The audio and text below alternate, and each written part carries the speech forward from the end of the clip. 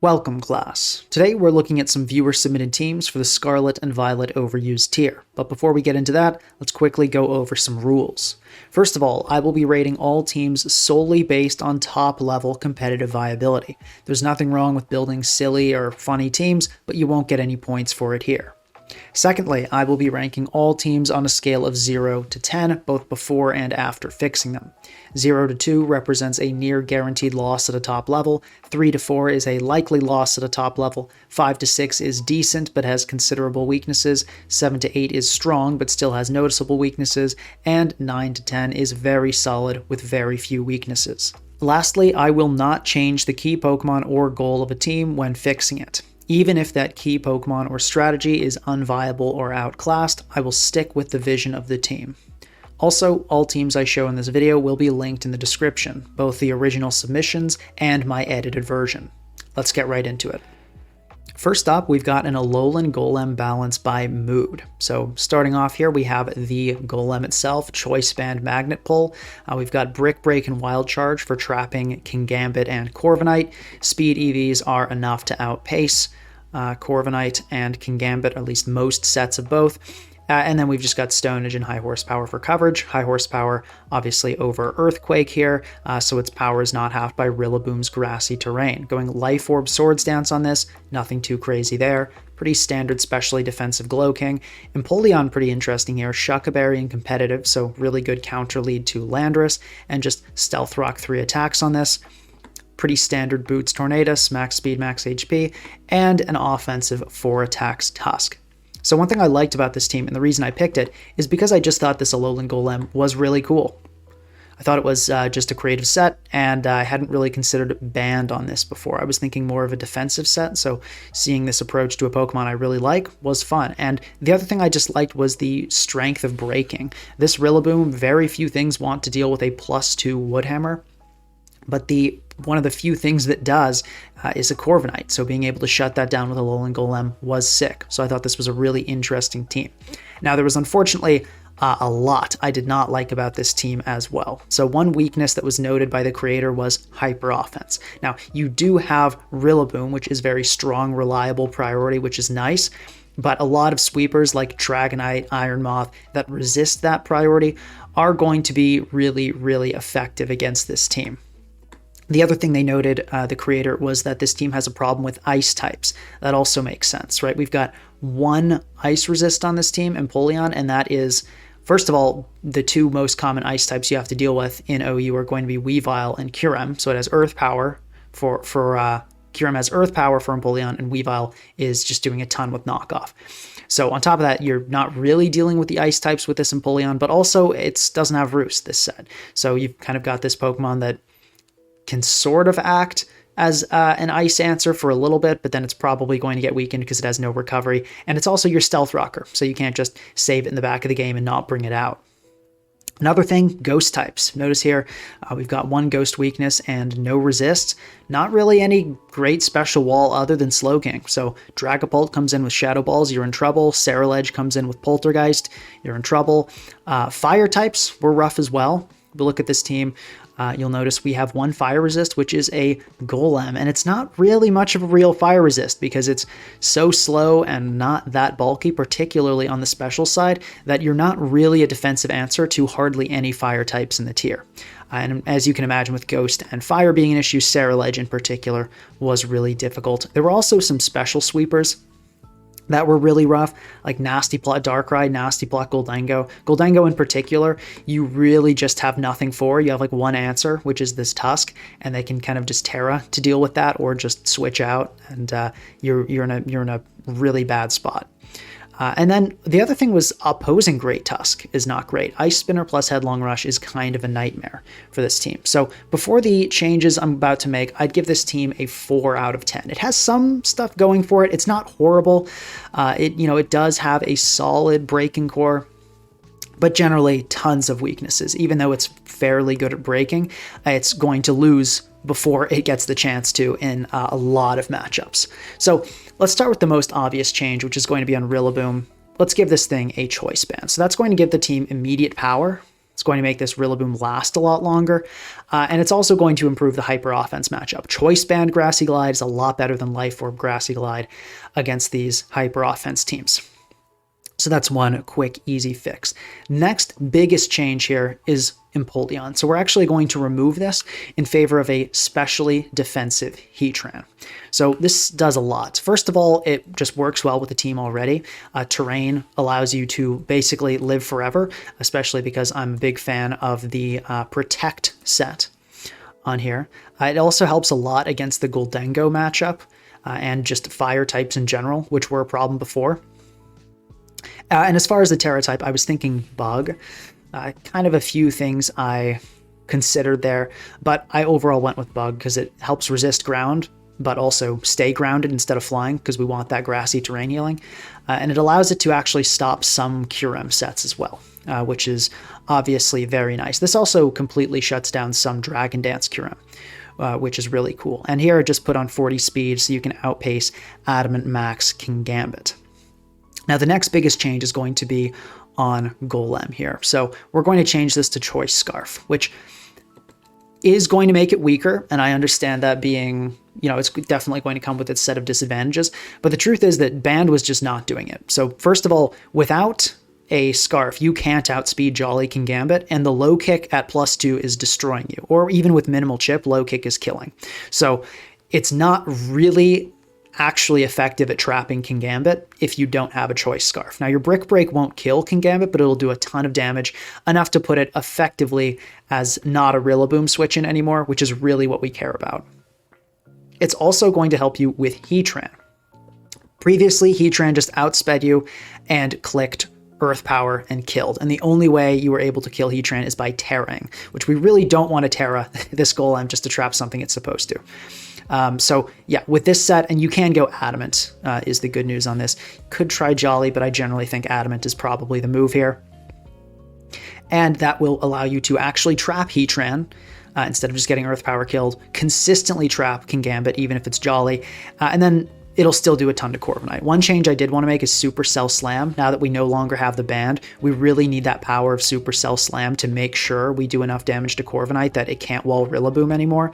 And we also don't want to go with Wild Charge because with the decreased power and recoil, a Corviknight could theoretically kill you just by clicking Roost over and over with a Rocky Helmet. So we want to go for that higher power option here. This also helps a little bit with Ceruledge, which is still a bit of a concern. The Adamant ones, which are the most common set by far, are going to be outsped by this Choice Scarf Golem, so that's pretty nice too. Now the next thing I want to change was Tornadus. So I mentioned a few Nasty Plot Pokemon being problematic. Making this Assault Vest is going to really help us with that. And then we can go a little bulkier. We don't really need all the speed. The team's pretty well prepared for Iron Valiant. We've got a Slowking, so we don't really need this to be super fast. We can put a little bit more into special defense, which helps us out there. And this also gives you enough bulk to scout threats like Darkrai and Kyurem. You can come in as they Nasty Plot, come in as even like a Specs, Kyurem, Ice Beam you're taking, and then you can kind of decide what you want to do from there, which makes your team less weak to those threats.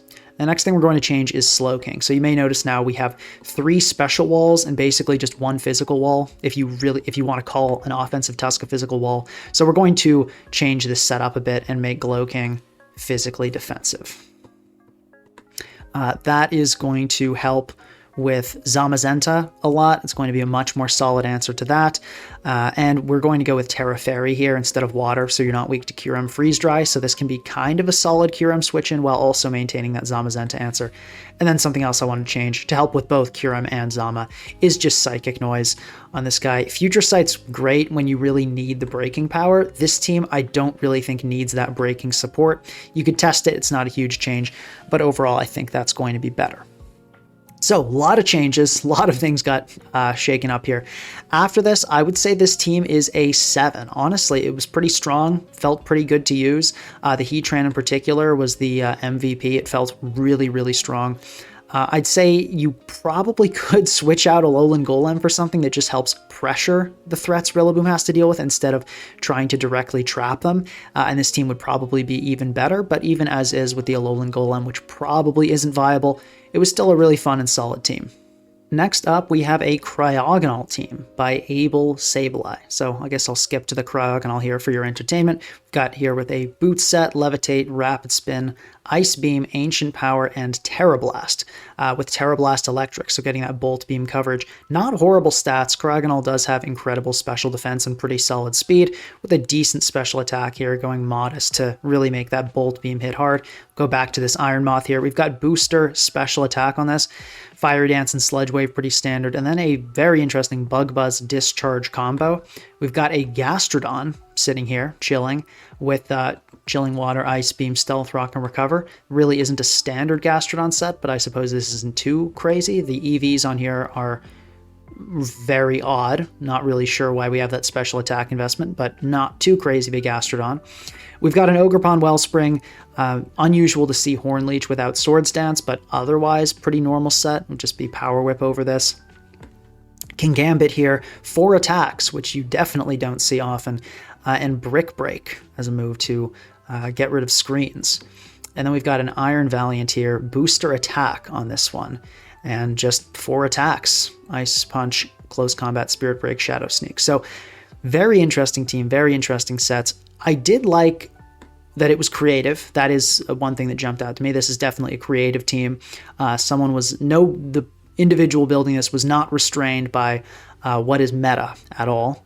And one other thing I would like to shout out is that it does have a resistance to all types. Every single type is resisted by this team, which is pretty unique, because usually when I see a team like this where it's kind of clear the creator didn't really have a great idea of what they were doing, usually they forget a fire resist or a fairy resist or a ghost resist or something. But that didn't happen here, so that's pretty cool. Now, strap in though, buckle in, because we've got a lot of weaknesses, a lot of problems to talk about. So first one from the creator, they said that this team was really weak to stall. They particularly pointed out Garganacl, Toxapex, and Corviknight. And yeah, I completely believe that. We have not a single setup move here, which is a pretty common way to pressure stall. So yeah, we've got this Booster Moth just totally shut down by Blissey. This is going to be walled by Toxapex, Corviknight, a ton of Pokemon on stall. Gastrodon is obviously not breaking. A Kingambit with Terra Fighting. Brick Break isn't getting past much. Once again, this Iron Valiant walled by Toxapex, Dozo, Alo, really anything. And Cryogonal is, of course, not breaking stall either, unless it freezes things a million times with Ice Beam. So yeah, this team has no way of getting past stall. Garganacl in particular, I can definitely see how that could be rough here. Nothing really wants to take Assault Cure. And yeah, another thing I noticed was Moltres. Moltres is, you can kind of get past it because you have Discharge, but these last 3 Pokemon, and honestly Gastrodon as well, because it's not really doing any significant damage since it lost Toxic, Moltres is a nightmare for almost this entire team. Zamazenta, also really rough. Iron Defense Body Press, pretty much good game, right? This is a physical Ival. It's not stopping it. Cryogonal certainly isn't taking that well. Your one hope against an Iron Defense Zama is Iron Moth, which does not even win on switch-in. Like, you lose. If you switch in Iron Moth as the Zamazenta Iron defenses, they just 2-hit KO you with Body Press. Dragonite was also tough as well. We really don't have an answer for that here. Cryogonal seems like it theoretically should be a good answer, but then you look and see that it has 50 defense. You're not handling Dragonite. Another thing, this team has generally no direction. This team doesn't really have a purpose. It doesn't really even have an archetype. There's a reason I labeled this as a Cryogonal team. I didn't even call it a Cryogonal hyper offense. It's almost a hyper offense, but then we have a Gastrodon kind of sitting here, like this is a balance or a semi-stall team. So there didn't really seem like a central idea. It felt more like a random combination of Pokemon than a team. Whereas with the previous one, with like Golem and Rillaboom, we could see the goal. I don't see the vision here. I don't see what they were going for. And then lastly, the problem is just a bunch of really whack sets. Like, why are we running Bug Buzz on Iron Moth? That coverage is not very useful. You could run Energy Ball, which would hit Tinglu super effectively and also hit threats like Garganacl super effectively. So, but yeah, Bug Buzz, bug coverage is not really a thing. So that's really weird. This Gastrodon, it's like, why are we running Chilling Water? Ogerpon, why are we running Hornleech when There's no setup. Power Whip would be a lot better. And why are we running U-turn on a team this offensive, right? When you U-turn, you want to be able to U-turn into something, have like a defensive backbone to support pivoting, but this team does not support that kind of pivoting at all. Why don't we have SD on Iron Valiant? Swords Dance here makes these sets so much more threatening. Probably either Ice Punch or Spirit Break could be replaced for Swords Dance, and this team would instantly get way more threatening. So tons of big questions here on the sets. And yeah, this team was pretty bad. I'd say before changes, I'd give this a 2.5. Pretty much guaranteed to lose. Maybe it could win. I mean, it's got still some threatening Pokemon, so I wouldn't necessarily put it in the 0 to 2. I'll put it a little bit above that, but pretty awful. So let's start with some changes. The first thing we want to do is make this a cohesive archetype. So we're going to get rid of this Gastrodon, and I wanted to replace this with a Great Tusk. So booster speed lead was the idea, just a pretty standard Headlong Rush, Ice Spinner, Stealth Rock, and Rapid Spin. I usually just throw on Terra Steel on these guys. Go Jolly, max HP, and a little bit of attack. So we just want to make sure that booster energy gets us that speed boost here. Really just wanted to go with a hyper offensive Stealth Rock lead. There are a lot of things that could work here. You could try something like Garchomp, Tinglu, Landorus, Treads, Sandy Shocks. I chose Tusk here because it helps us with the Dragonite problem a little bit. But realistically, there are a ton of Pokemon you could throw in here and it would probably work okay. But it just matches the tempo of the team a lot more than a Gastrodon does. The next thing I wanted to do was change this Cryogonal set. So Cryogonal is an intriguing Pokemon, and I think it's a lot better than I expected, and testing it really impressed me. But this set is pretty awful. So first of all, Cryogonal gets Recover. That's a good move. Recover's a really good move. Almost everything with Recovery is using it. So let's put it on there. Ancient Power is just not doing anything. It's not helping with the steel types. It's not really doing anything other than kind of fishing for a cheesy boost. So we're going to get rid of that. And the next thing I wanted to do is change up this set. Well, we can also add in the missing 4 EVs there. But I wanted to change up this set a little bit. So I think the investment is fine. If we want to go offensive Cryogonal, I think that's okay. But I wanted to change to Tera Blast Fire and go with Freeze Dry over Rapid Spin. So Freeze Dry plus Tera Blast Fire is a devastating combo. It is so good. Fire Freeze Dry is amazing. So very few types resist ice, and being able to hit water super effectively combined with Tera Blast Fire. Big thing for this in particular, though, the reason, although I see the appeal to the Bolt Beam Electric Ice combo, I really wanted to go Tera Blast Fire here because it allows us to hit Gholdengo. Gholdengo, even a 0 bulk Gholdengo is taking about like 40 to 47 from a Tera Blast Electric. So that is just the most common ghost type in the tier is a really solid spin blocker against your Rapid Spinner. That's not good. So we want to go with Tera Blast Fire. And this also just makes Cryogonal an offensive monster. Really is just a lot more effective. Next thing I wanted to change is Iron Valiant. So we're going to adjust this to go with booster speed and change it to a Calm Mind set. So I wanted to go with this Shadow Ball Encore one with Terra Ghost, particularly for really 2 reasons. One, it helps a lot with Zama. And 2, it helps a lot with Dragonite. So those are going to be the 2 main things assisted by this change. It also just makes it a more threatening sweeper. The booster attack set was not terrible, but you really want to be running setup moves on your Iron Valiant on these hyper offense teams. Next up with Iron Moth. I wanted to change this set as well. I did want to go with a booster speed set. You could try sticking with booster special attack, and it might be okay, but I'm a little worried about that Zamazenta matchup. And I wanted to change this to Terra Grass with Substitute and Energy Ball. This is just generally a good set, hits a lot of Pokemon hard, and in particular, it's really good against Garganacl. Can use Garganacl as setup fodder, which is nice since that is a little tough for this team. Less so, for sure, now that we have a Great Tusk instead of a Gastrodon, but it's still a little bit of a threat. And also the booster speed, yeah, mainly there to also assist with Zamazenta. We don't want to fully rely on Iron Valiant. As I said, could try booster special attack, but I think that might make the Zamazenta matchup a little too difficult. Next, let's attack this Wellspring here. So we don't really want a pivoting set. That's going to work better on balance and offense teams. This is hyper offense. So let's switch this to Swords Dance And Swords Dance, Ivy Cudgel, Hornleech is good. For the last move, I prefer by a little bit Play Rough here, mostly because that's going to help put pressure on Terra Dragon, Dondozo on stall teams, and Dragonite, which, as we've said a couple times now, is a threat as well. This is also going to destroy Corviknight. It's not going to be able to come in on a Swords Dance from a Wellspring, so that'll help with that concern. And lastly, to address the stall matchup, we're going to make this Kingambit Black Glasses or Dread Plate, same thing, does not matter. And we're going to go with Swords Dance and a speedy Adamant Max invested set. So the only way stall teams can typically deal with this Kingambit is by using a Terra on Dondozo, something like, Dark or Fighting. But they're going to have to Terra probably to deal with the Swords Dance Wellspring. So that's kind of the idea of how we break stall here. Depending on the stall team, sometimes that will fail, but this is going to make the stall matchup a lot better, and it's going to make breaking a lot more reliable. You also have the speed investment here that you can probably outpace Kingambit, and a +2 Terra Dark Kowtow Cleave is going to destroy Kingambit. So after these changes, I would give this team a 6.5 out of 10. Generally, it was actually just really solid. I was impressed with how the team performed, and in particular, I was really impressed with Cryogonal. I'll probably try using it again. Freeze Dry is an insane move.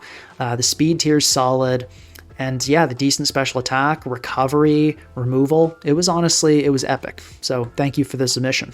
Before we get into the last team, if you're interested in having your team featured in one of these videos, make sure you're subscribed and have the bell turned on for notifications. Every few months, I put out a community post saying that I'm accepting team submissions, and I'll link you to a Google form where you can put in your Pokepaste and any other comments you have about your team. Also, I should note that although I'm making changes to these teams very quickly here, it actually takes many hours to try all these teams out and test changes. I did this live, so if you want to watch me fix these teams in real time, I'll link that VOD in the description.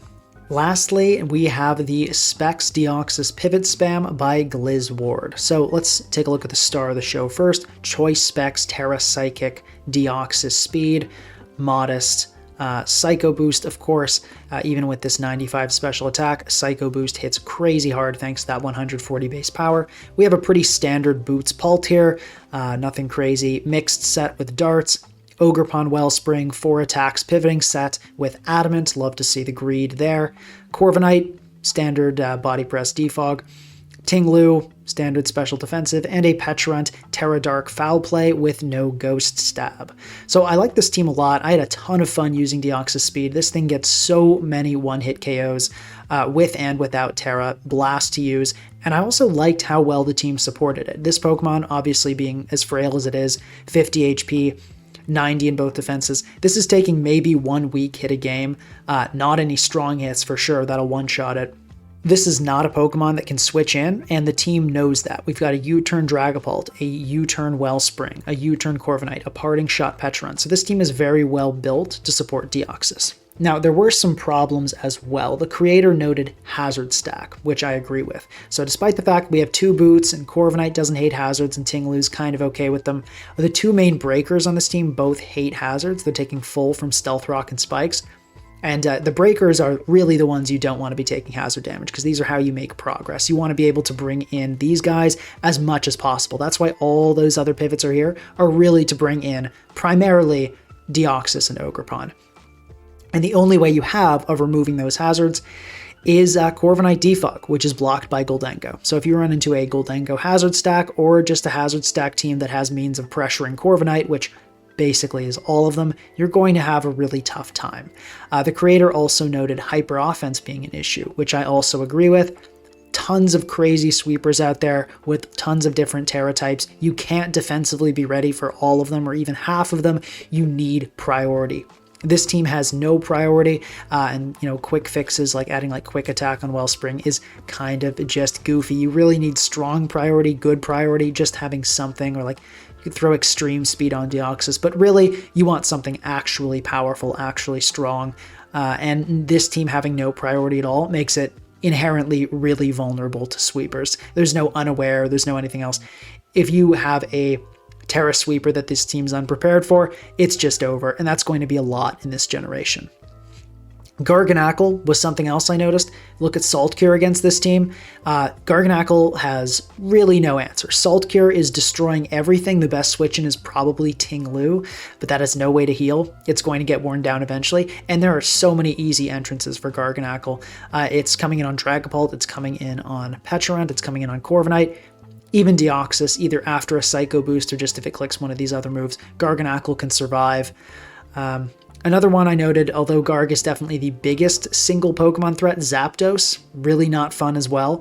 If you look at this team, Hurricane plus an electric move, really the only answer is Ting Lu, but all Ting Lu can do is Ruination as that Zapdos clicks Hurricane over and over. So not really a good answer to Zapdos here. Kyurem was rough as well. Once again, just not really a real answer. Your best Kyurem switching is Ting Lu, which is never really a good sign. You can Terra, go for Stealth Rock, Earthquake, Terra, and set up rocks and whirlwind it out. So there is some counterplay, and it is good that you have Dragapult, which bypasses Substitute and can hit Kyurem super effectively.